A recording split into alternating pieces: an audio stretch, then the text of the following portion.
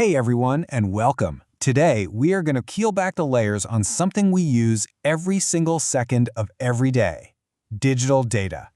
Every picture you snap, every song you listen to, it's all built on an idea that's actually surprisingly simple.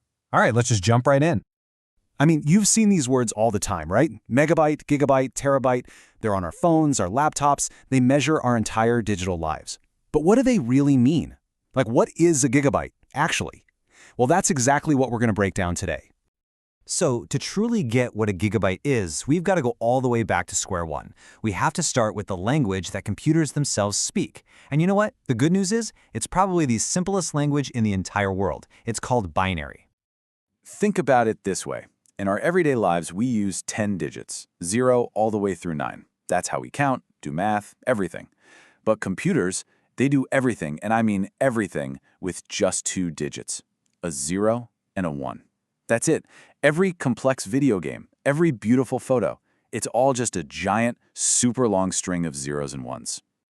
And that single zero, or that single one, well, that's what we call a bit.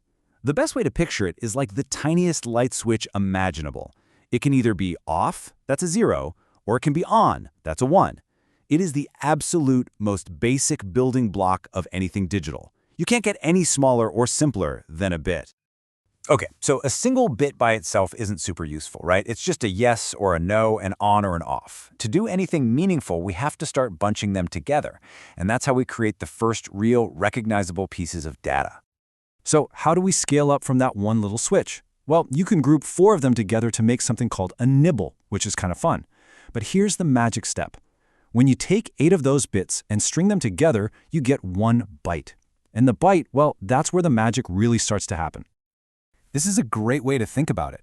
A single byte, that little group of 8 bits, suddenly has enough different on and off combinations to represent something we can actually understand.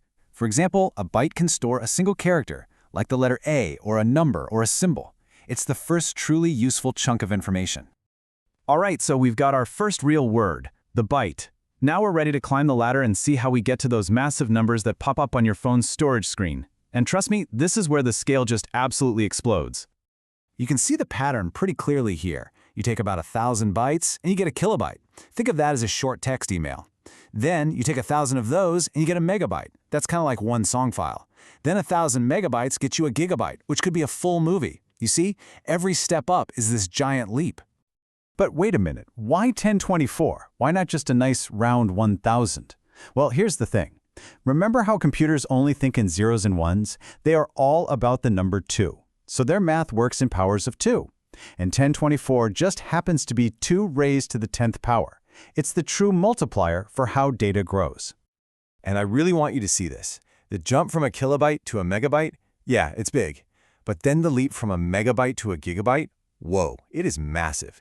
Each step isn't just adding a bit more, it's multiplying the whole thing by over 1,000. The scale doesn't just grow, it compounds on itself. It's truly exponential. So let's bring it back to your phone. That 1 gigabyte of storage you're trying to clear up, that's over a billion, with a B, of those original byte words. And each of those billion bytes is made of 8 individual little on-off switches. I mean, when you trace it all the way back to the start, the scale is just mind-boggling. Okay, so we've gone on this crazy journey, right? From a single on-off switch all the way up to a universe with billions of them. So let's tie this all together. Why does any of this actually matter to you? So let's do a quick recap. The big takeaways are: everything, and I mean everything, digital starts with that simple on and off idea of binary. Those bits get grouped into bytes to make the first real words, like a letter in your name. And from there, the scale just goes wild, multiplying by 1,024 each time. This is the exact system that tells you if you have enough space for one more photo, or if you can download that next game. I mean, we're already dealing with petabytes of data for big tech companies. And after that comes exabytes, zettabytes. The numbers just get astronomical. So as our world just keeps creating more and more and more data, you have to wonder, what's next? How are we even going to measure a world that's overflowing with information? It's a fascinating question, and it all comes back to that humble little bit.